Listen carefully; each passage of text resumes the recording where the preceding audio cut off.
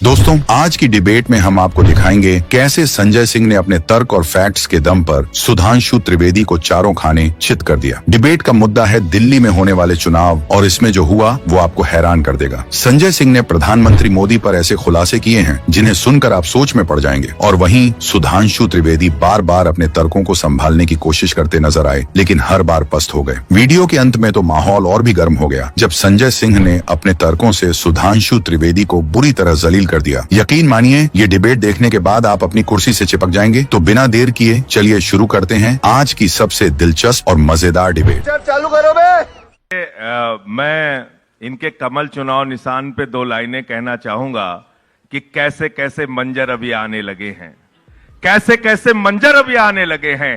गाते गाते लोग चिल्लाने लगे हैं, बदल डालो अब इस तालाब के पानी को, कमल के फूल तो मुरझाने लगे हैं। क्या बात है सर, क्या बात है सर।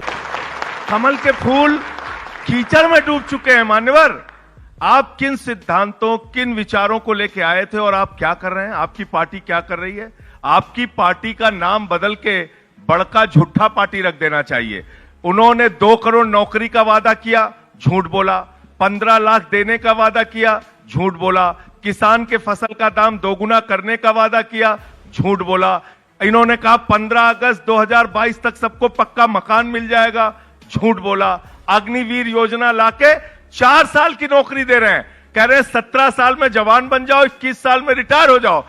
बेशर्मो, शर्म करो शर्म। किसी के घर में कोई पहुंचेगा, बाबूजी से पूछेगा बाबूजी क्या करते हैं, बोले हम तो नौकरी करते हैं। बेटवा क्या कर रहा है? बेटवा रिटायर हो गया। बाप नौकरी कर रहा है, बेटा रिटायर हो गया। इनके आदरणीय प्रधानमंत्री जी के भतीजे जैसा, जिनको बल्ला पकड़ना नहीं आता, वो बीसीसीआई के चेयरमैन बनेंगे, और हमारे घर का किसान का बेटा वो 50 डिग्री टेम्परेचर में जैसलमेर में और -50 डिग्री टेम्परेचर में सियाचिन में ड्यूटी करेगा। ये व्यवस्था बदलनी चाहिए। बीजेपी के सांसदों को बनाइए आप, ये हुई ना बात। उनको भी शामिल कीजिए, उनको भी 4 साल की नौकरी दीजिए। देश के प्रधानमंत्री 75 साल की उम्र में उनको तीसरी बार प्रधानमंत्री बनना है, और हमारे किसान का बेटा नौकरी मांगने जाएगा, पटना में लाठी खाएगा, लखनऊ में लाठी खाएगा, दिल्ली में लाठी खाएगा। आप हर जगह नौजवानों को टारगेट कर करके मार रहे हैं। एक वादा इनकी पार्टी का बता दीजिए जो इन्होंने पूरा किया हो। हाँ, ये सिखा रहे हैं कि किसका विदेशी का विरोध करना है, किसका स्वदेशी का समर्थन करना है। आपसे सीखना है। जिन्ना की कब्र पे मत्था टेकने वाले लोग हमें सिखाएंगे देशभक्ति, हमको सिखाएंगे। जो लोग बिना बुलाए नवाज शरीफ के बर्थडे का केक काटते चले जाते हैं, हिंदुस्तान में आतंकवादी घटनाओं को जन्म देने वाली आईएसआई को बुला के पठानकोट में हमारे शहीदों की जांच कराने वाले भारत के प्रधानमंत्री और उनकी पार्टी से हमें कोई देशभक्ति का प्रमाण पत्र नहीं चाहिए। आप देशभक्ति का प्रमाण पत्र देते हैं। भारत के पहले प्रधानमंत्री नरेंद्र मोदी जी, मैं रिकॉर्ड पे कह रहा हूं, जितने भी प्रधानमंत्री हिंदुस्तान में बने, किसी ने अपने शपथ ग्रहण समारोह में पाकिस्तान के प्रधानमंत्री को नहीं बुलाया। आपने वो काम किया कि पाकिस्तान के प्रधानमंत्री को आपने बुलाया।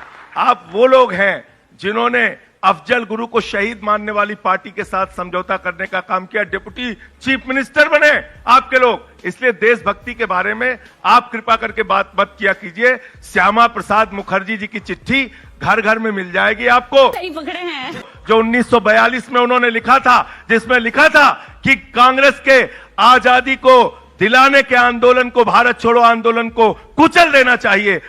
समझ रहे हो? अंग्रेज गवर्नर को चिट्ठी लिखने वाले लोग हमें देशभक्ति सिखाएंगे। आपसे हमें देशभक्ति सीखनी है।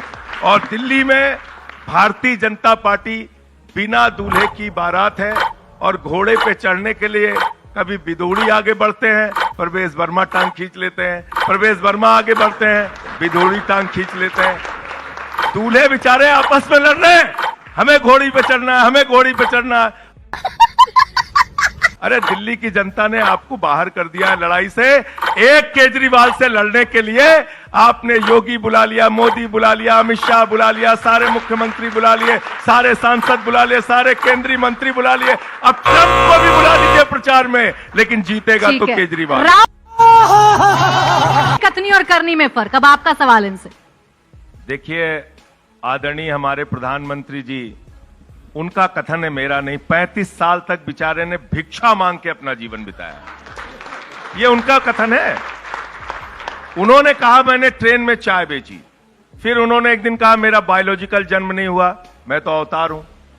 और 8,400 करोड़ रुपए के जहाज में चलते हैं, 12-12 करोड़ की 6 गाड़ियों में चलते हैं, दिन भर में 3 बार कपड़े बदलते हैं। मैं गया था उनका राजमहल देखने के लिए, हमें पकड़वा लिया पुलिस से, बोले हम घुसने नहीं देंगे। हमने कहा भाई दिखा दो 300 करोड़ की कालीन, 200 करोड़ का झूमर, जो वहां पे 6700 जोड़ी जूते रखे हुए हैं, दिखाइए। घुसने नहीं दिया, बोले नहीं देखने नहीं देंगे। मैं तो कहता हूं अगर इतना ही शीश महल देखने का शौक है, खुलवा दीजिए सारे प्रधानमंत्री मुख्यमंत्री के घर, पूरे देश के अंदर केंद्रीय मंत्रियों के घर, चलेंगे देखेंगे, उस पर भी चर्चा करते हैं, उस पर भी बातचीत करते हैं। बात तो सही है। लेकिन कथनी और करनी के अंतर का जहां तक सवाल है, इस देश के नौजवान से पूछिए, इस देश के किसान से पूछिए, माताओं बहनों से पूछिए, ये कैसी सरकार चल रही है। 250 रुपए किलो प्याज बिकी, 300 रुपए किलो दाल बिकी, 1200 रुपए का सिलेंडर बिका, 100 रुपए के पार पेट्रोल बिका, 100 रुपए के पार डीजल बिका आपके राज्य में। और जब लोग जाते हैं शिकायत करने के लिए तो निर्मला सीतारमण जी कहती मैं तो प्याज खाती ही नहीं। ये संवेदनहीनता है आपकी, ये संवेदनहीनता है। अरे सुधरो रे अभी तो। ऐसी गजब की सरकार आप चला रहे हैं। कार नहीं खरीदो तो टैक्स देना है, कार अपनी बेचो तो टैक्स देना, रुपया बैंक में रखा उस पर इंटरेस्ट मिला तो टैक्स देना है, रुपया जमा करना है तो टैक्स देना है, निकालना है तो टैक्स देना है, एटीएम से पैसा निकालना है तो टैक्स। अरे भैया आपने तो यह हालत कर दी है, वाकई वो गब्बर सिंह टैक्स बन गया है कि दिन रात इंसान सुबह से लेकर रात तक आपको टैक्स देता रहता है, बदले में उसके हिस्से में कुछ नहीं आ रहा है। ये बड़ी अच्छी बात कही है। आपने 200 लाख करोड़ के कर्जे में हिंदुस्तान को डुबा दिया, आपने 15 लाख करोड़ रुपए चंद पूंजीपतियों का माफ कर दिया, आपने 3,54,000 करोड़ रुपए 43 कंपनियों का हेयर कट के नाम पे सेटलमेंट के जरिए उनका खत्म कर दिया। आपकी नीतियां क्या है, किसके लिए आप काम कर रहे हैं? आप बोल। आम आदमी पार्टी के बारे में पूछिएगा, हम आपको सीना ठोक के एक एक नीति के बारे में बता सकते हैं। हमने तो ऐसा सरकारी स्कूल बनाया कि देश के प्रधानमंत्री को भी ट्रंप की पत्नी को दिखाना पड़ा दिल्ली का सरकारी स्कूल, दिल्ली का सरकारी स्कूल। क्या बात है, आपने जाके दिखाया। ये आपके द्वारा दिया गया प्रमाण पत्र है। इसलिए मैं कह रहा हूं प्रति व्यक्ति आय के मामले में आज दिल्ली आगे है। दिल्ली के अंदर आप महिलाओं से बात कर लीजिए, बुजुर्गों से बात कर लीजिए। हमने घोषणा की है 2100 रुपए की महिला सम्मान राशि एक एक माता बहन के खाते में जाएगी, ये गारंटी है केजरीवाल जी की। हमने संजीवनी स्कीम की बात की है, 60 साल के ऊपर के बुजुर्गों के लिए जिनको उनके बच्चे भी छोड़ देते हैं, उनके लिए हमने कहा है उनका पूरा इलाज फ्री, 1 लाख का हो चाहे 20 लाख का हो। मैं माता चोर हूँ जो इसमें आया